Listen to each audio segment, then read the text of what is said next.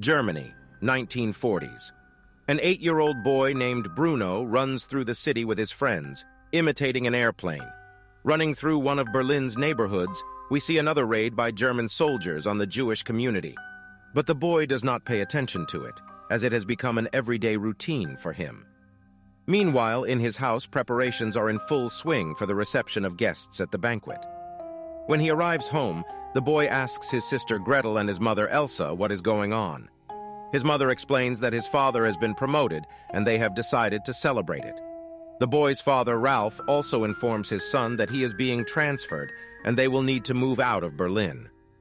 Bruno is not happy about the move and tries to talk his father out of it because he doesn't want to part with his friends.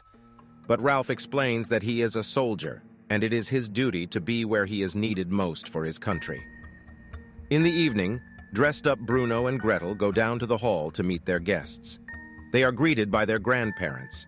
They are chatting sweetly, but you can tell by the look on Grandma's face that she is clearly unhappy about something. Ralph comes down into the hall and all the guests greet him with a Nazi salute. Ralph walks up to his family and everyone congratulates him, but his mother says that she feels like it's all because her. After all, she once sewed him a clown costume that Ralph adored, alluding to his Nazi uniform. Ralph tells his mother to be careful about speaking her thoughts out loud, for it could be dangerous. The next morning, Bruno is playing in the house with his friends, but the fun is interrupted by Elsa, who says it is time to leave. Bruno's friends see him off, playing airplanes one last time. Bruno and his family, traveling many country roads, arrive at their new home near the town of Auschwitz. Unhappy with the move, Bruno talks to their family maid.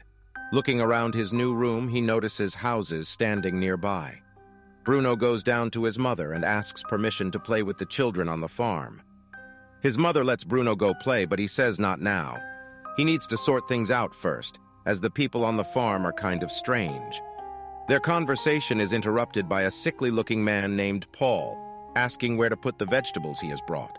Paul leaves, and the boy asks his mother why these farmers wear pajamas all the time. Elsa goes to her son's room, running past Gretel playing with her dolls and looking out the window at the farm her son was talking about.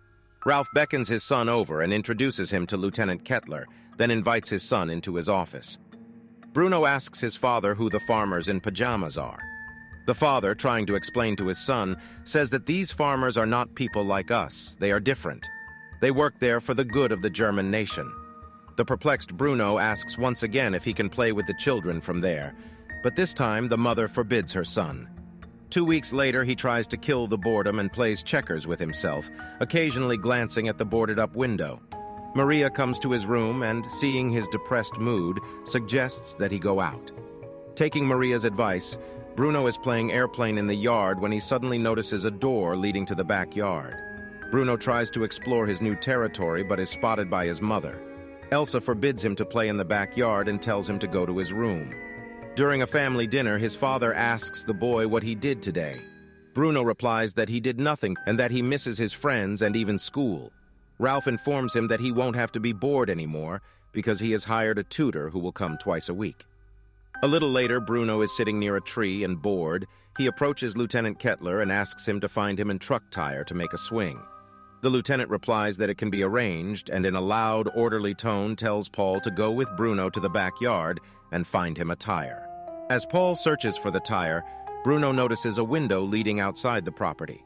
Swinging, the boy is distracted by black smoke coming from the farmhouse. Unable to keep his balance, the boy falls to the ground. Paul notices him and carries the boy into the house. Paul bandages the boy's leg, but Bruno, trying to get out of the house somehow, says that he needs to go to town to see a doctor. Paul replies that it's only a small cut and he shouldn't worry. But Bruno points out that he's not a doctor, he peels vegetables, so how would he know? Paul says he's a doctor and had a private practice before he was taken here. Bruno asks Paul how he got to the farm. Before he can answer, their conversation is interrupted by Elsa. She asks what happened and Bruno tells her how he fell and Paul helped him.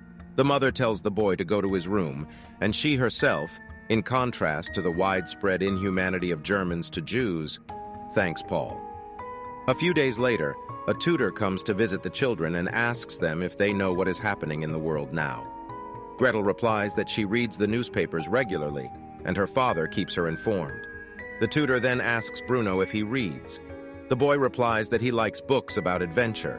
The teacher says it's time to put fiction aside and pulls out a propaganda book about German history.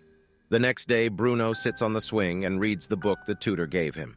He gets bored, and despite his parents' prohibition, goes to the backyard and climbs out the backroom window to the outside.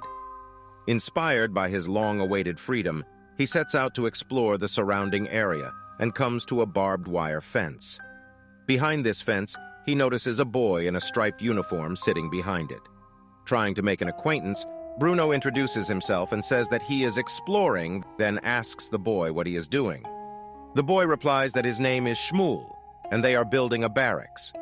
The boys chat, trying to get to know each other better, and Shmuel asks if Bruno has some food. Bruno replies that he lives in a house nearby and he can go get food, just as suddenly a whistle blows and the team lines up.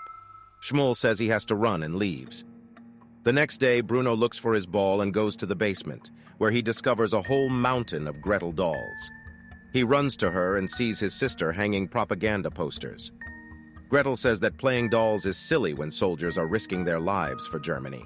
The next morning, after waiting for her mother to leave the house, Bruno runs to see Shmuel. Bruno says that he forgot his food and suggests that Shmuel have dinner with them. Shmuel replies that he can't because they are not allowed out of here.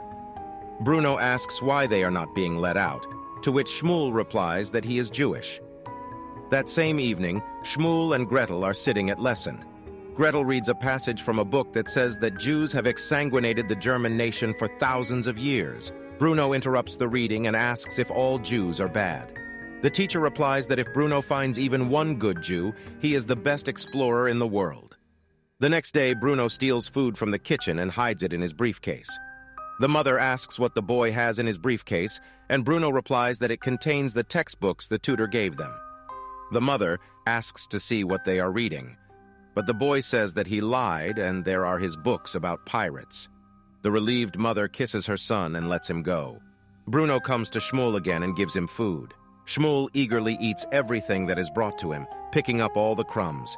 Bruno throws a ball over the wire, trying to play with his friend. But Shmuel returns the ball and says it's dangerous. Bruno comes home and is spotted by Elsa. His mom scolds him, but Bruno replies that the ball just flew by and he went to pick it up. Elsa smells a foul odor, and Lieutenant Kettler casually says that when they burn, it stinks even worse. Elsa goes to her husband and gives him a scandal. Ralph fanatically says that this is just part of the war, and he is doing it for the good of the Reich. Shocked by her husband's inhumanity, Elsa screams at him to stay away from her. Bruno intervenes in their conversation and says that Grandpa has come to visit. Ralph sends his son away and asks Elsa who told her about it. The family gathers around the table with Grandpa and Lieutenant Kettler. Grandpa asks the children what is new. Bruno replies that they have a new teacher who won't let him read adventure books and makes him learn history. Lieutenant Kettler says that when he was little, history was his favorite subject, all thanks to his father, who was a history professor. The grandfather asks the lieutenant where his father is now. The lieutenant replies that he doesn't keep in touch with him, and he's probably in Switzerland. Ralph asks why the history professor left the country at a time like this, when every single man is important to the Reich. Ralph begins to press the lieutenant, realizing that his father is disloyal to the authorities, and Lieutenant Kettler has not reported it. Ralph presses the lieutenant more and more until Kettler snaps at Paul pouring wine. Lieutenant drags Paul off to smack him. That same night, Bruno cries in his sister's room. Gretel says that the Jew deserved the beating himself, and Bruno asks his sister to tell him about that farm. Gretel says that it is called a concentration camp, and the enemies of the German nation served their sentences there because they were the reason they lost the previous war. The next morning, preparations are underway in the house for the reception. As Bruno passes by, he notices Shmuel rubbing glasses in their house. Hungry Shmuel looks greedily at the cookies on the table. Bruno offers to give some to Shmuel, and he quickly eats them. Lieutenant Kettler notices all this and accuses the boy of stealing the food. Shmuel replies that Bruno is his friend, and he gave it to him himself. The enraged lieutenant asks Bruno if this is true, but a panicked Bruno replies that this Jew took the food himself. Later that night, Bruno cries in his room because he didn't have the courage to tell the truth. The next morning, High-ranking German military officers come to their home to watch a movie Ralph has created about how Jews are kept in a concentration camp.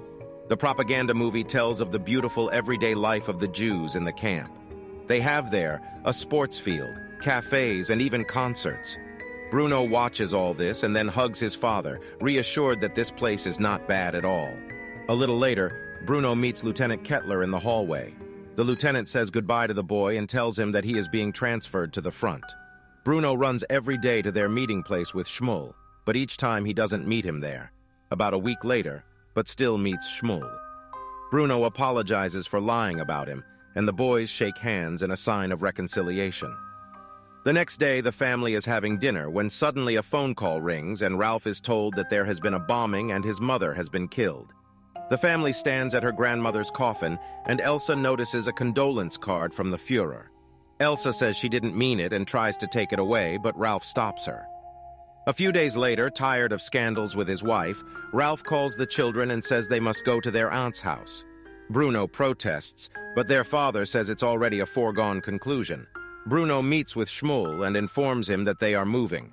A saddened Shmuel says that now he will be all alone, as he hasn't been able to find his father for days. Bruno says that tomorrow he will bring a shovel, and they will dig a hole and look for him together. A cheerful Shmuel agrees and says that he will bring him a uniform so that he will stand out from them. The next day, Bruno makes a sandwich and runs to Shmuel with a shovel. Shmuel gives Bruno clothes, and they make a dig and go in search of his father. They make their way into the camp, and as they walk through the areas familiar from the movie, Bruno sees no cafe, no sports field, nothing that was in the movie. Meanwhile, Elsa notices that her son is missing and tries to find him. Her search leads her to a storage room with an open window and a sandwich on the floor. Elsa runs to her husband for help, who in the meantime shows the drawings of the newly built gas chamber. Ralph, bringing some soldiers with him, kicks down the doors in the backyard and goes in search of his son. Meanwhile, Bruno and Shmuel check the barracks in search of Shmuel's father. When they enter another barracks, all the inhabitants of the barracks are kicked out and sent in a line to a newly built building.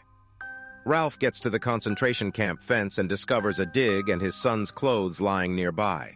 The boys, along with other prisoners, are driven into a strange room and ordered to undress. Some prisoners calm the rest, saying that it is just a shower. Ralph, along with the soldiers, enters the concentration camp and begins to search the barracks. At this time, a soldier in a gas mask pours in a lethal mixture and turns on the gas spray. The concentration camp inmates begin pounding frantically on the door, trying to escape the gas chamber.